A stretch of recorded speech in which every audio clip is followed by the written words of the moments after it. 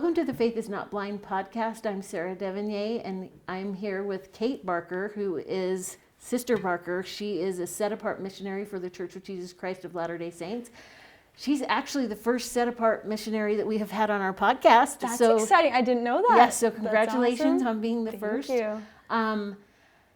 Kate's going to talk to us about her faith journey, and what's so wonderful about Kate is she is honest and yet cheerful. And I love that about her. When we talk about the real and the ideal and how to make sure that we're seeing both, I think Kate does that very well. And so let's start out by talking about when you were a little girl growing up in the church in Utah. What was your expectation of what a testimony would be? And how did you kind of see your testimony developing within that expectation? Yeah, that's a great question. I honestly, when I was younger, thought that a testimony was something that once you got it, it was like a little present wrapped up in a box. You took it with you and you're good to go. And I just remember hearing people bear their testimonies in sacrament meeting, like, they got it. They got it. They got one. Good for them. They got one. But then as I got older, I realized that is not at all true. That is, you never arrive at a testimony. You're constantly building it. It's not a present wrapped box. It's a house you're building, and you continue to do remodeling and refurbishing, and it's not something that you arrive and get and good, I got it, I'm done. Yeah. So definitely as a little girl, I thought, okay, well, once I have my testimony, that's it. Yeah. So let's talk about I love talking about building the house of a testimony. So on the ground floor of your testimony, so when it was yours, could you share a little experience about maybe when you first felt the Spirit? Because we can talk about what to do with it once you have it, but or once you realize, a seed has been planted. How did you know you at least believed and had faith? Did you have an experience, or what did it look like? Yeah, so kind of my first experience where I felt something that was true. Yeah. I remember when I was in probably second grade, I was in my elementary school PE class, and we had those little scooters, the multicolored rainbow ones where you scoot across the floor. And I remember my dad came into the gym, and I was like, why is my dad in my elementary PE class? And he said, we're going to the hospital, Mom is there, and your brother is born. And so I was so excited. This was my youngest brother, Max, that we were going to go meet. And we got to the hospital, and I remember I got to hold him first. I felt so special. I have an older sister, and so I thought she would be the one to hold him first, but I got to hold him first. We sat on the couch, and I just remember we sang to him, I am a child of God, and I felt, yeah, that's true. He was just there. This little baby was just there. That's true. I just remember feeling, he is a child of God, and I am too. And so that was my very first moment of, okay, I think I understand what all these primary songs saying.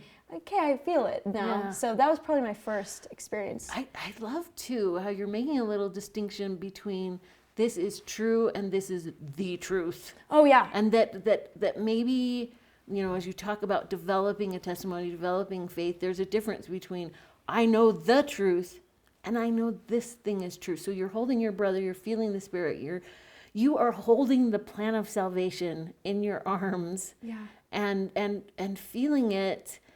As you started to get older, especially, with that expectation that a testimony is a little present that you get to keep and protect and make sure it doesn't change. What happened as you got into high school with your understanding of what faith and a testimony were that maybe started to change some of this simplicity of that childlike experience with your baby brother? Yeah, absolutely. I love that. I think I began to really take my questioning to the why. Not what is this? Yes, this is the plan of salvation. Yes, but the why. And when I was in high school, I feel like that's a very pivotal time to question that in all aspects of your life. Do I like being a ballroom dancer? Yes, I do. Why? Okay, so then I figured that out. You're forming your identity still, especially in those high school years. And do I like being on student council? well, I do and I don't. So maybe I won't do it next year. And do I like being a member of the Church of Jesus Christ of Latter-day Saints? I do. But why? Why do I like it here? Why do I keep coming here? And while I was having those questions, I began to feel a little bit distant from God because I wasn't getting the direct answers. This child is a child of God. Yes, we know the what, but why? The why's behind it. So I think that's really where I began to start feeling a challenge with my faith. I think it's so fascinating that you're connecting this sort of questions with your faith with other aspects of your life to say, okay, when I'm having questions about my faith, maybe part of it is developmental. Like, I'm at a certain age, like you said, high school students have a lot of questions, college students have a lot of questions.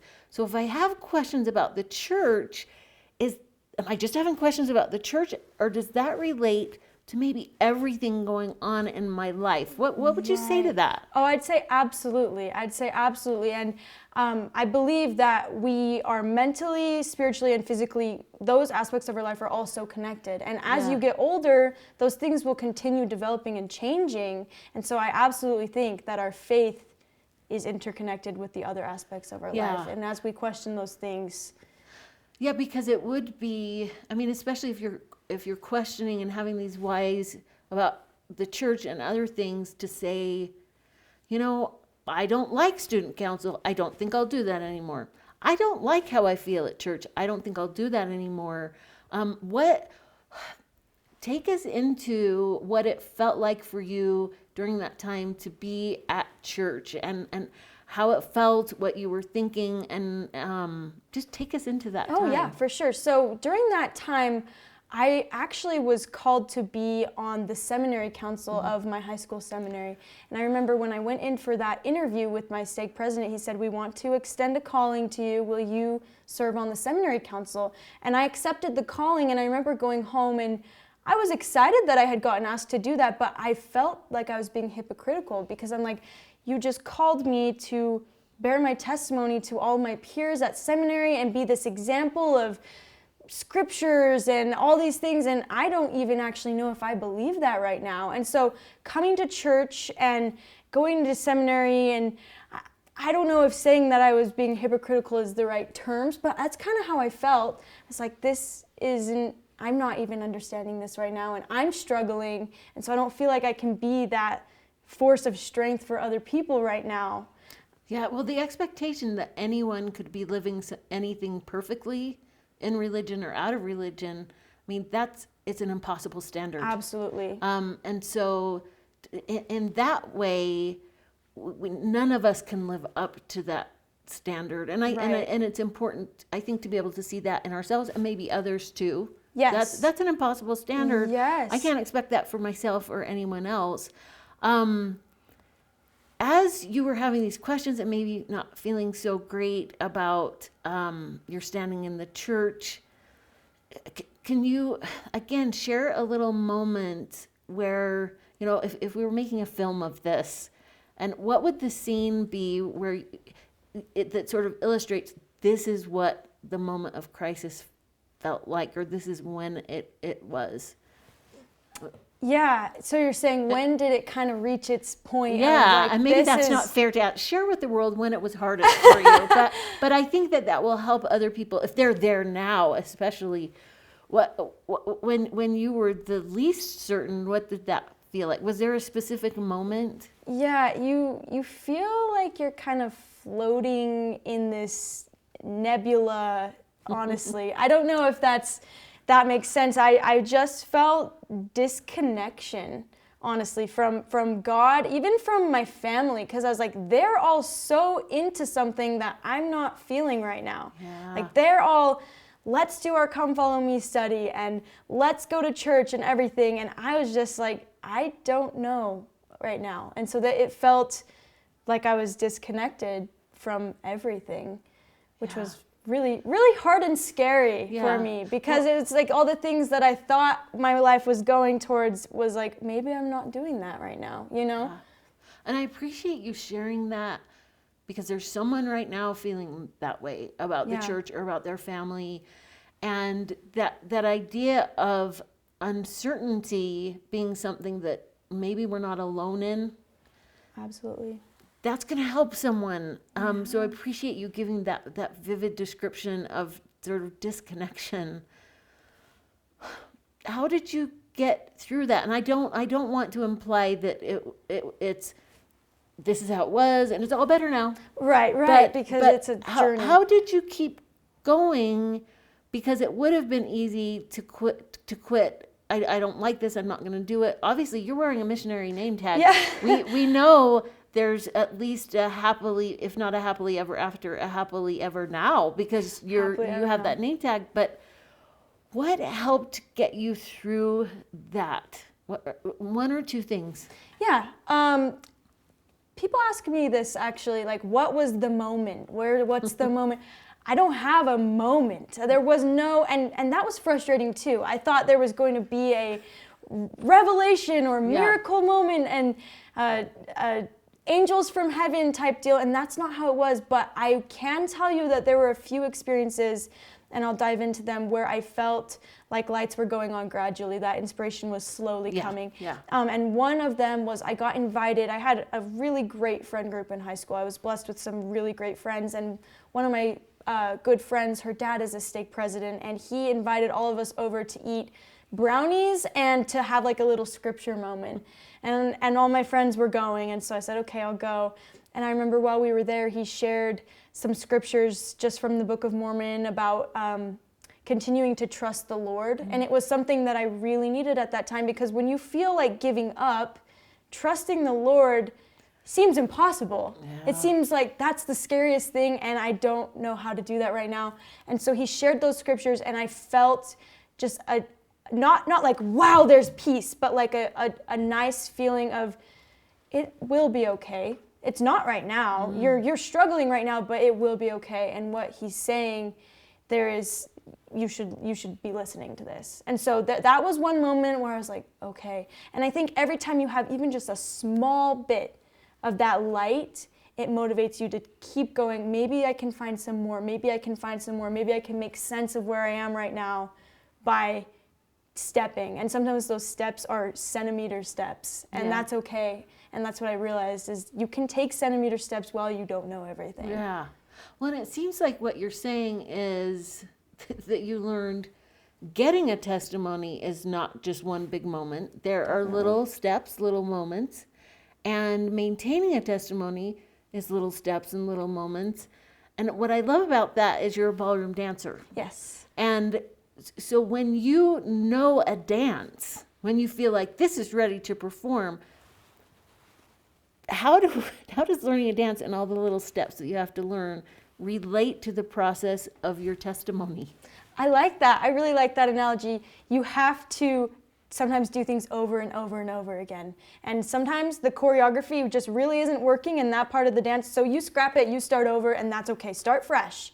And then something else with dance is it's constantly building. So if you know a step in the cha-cha, for example, then you can build to the next step in the cha-cha, and then you add the arms. So it builds, it slowly is building, and that's just like faith. You build from something, and you eventually have this whole dance, and maybe that whole dance is your testimony, but it's building. And and do you stop dancing once you've been in one competition? No. Yeah, it's forever, and you keep practicing, and people see that performance. Maybe that performance could equate to you're giving your testimony, people are hearing your testimony, but there's also hours of work behind that. That testimony and that performance of that dance is built through the hours of practice and trying and trying and trying. Yeah, I love that. Now that you're a missionary,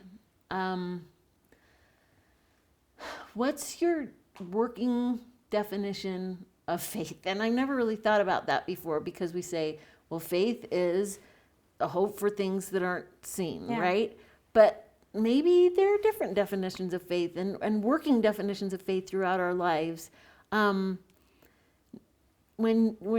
you're going to teach people about the gospel, how will you define faith that's different from what you said in the beginning about this little present? Yeah.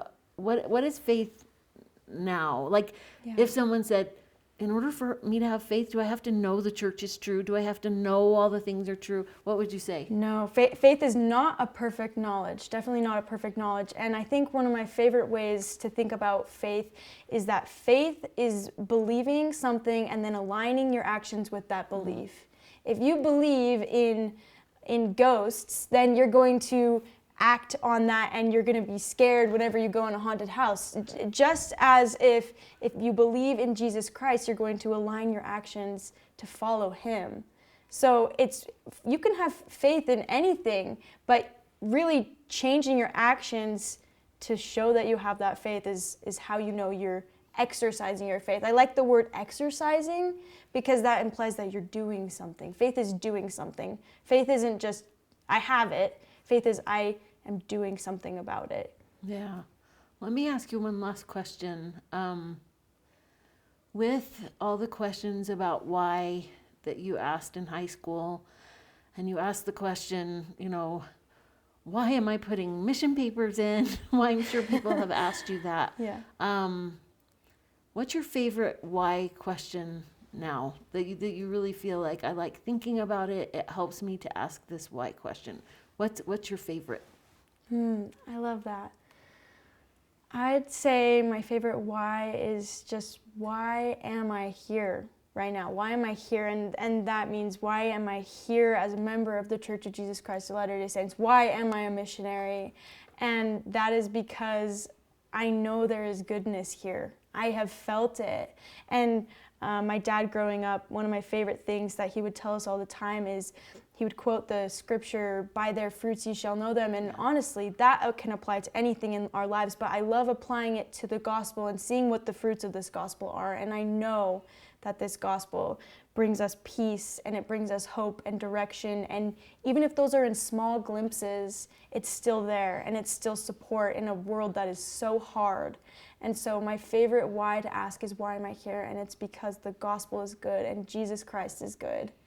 Yeah, and that's enough. Absolutely. That's enough. Totally. Yeah. Well, and I appreciate you, Sister Barker, sharing your story with us, because you are good and you represent that we can have goodness in a moment without knowing that everything is good. We can have goodness in that moment and appreciate the steps that we're taking, and we have time to learn the dance. We have time to listen to the music and enjoy it as we're going. So thank you so much for sharing that. Yes. I'm so glad you're a missionary. Thank you. I am so excited to be a missionary. Yes, It's awesome. Thanks. Thank you so much.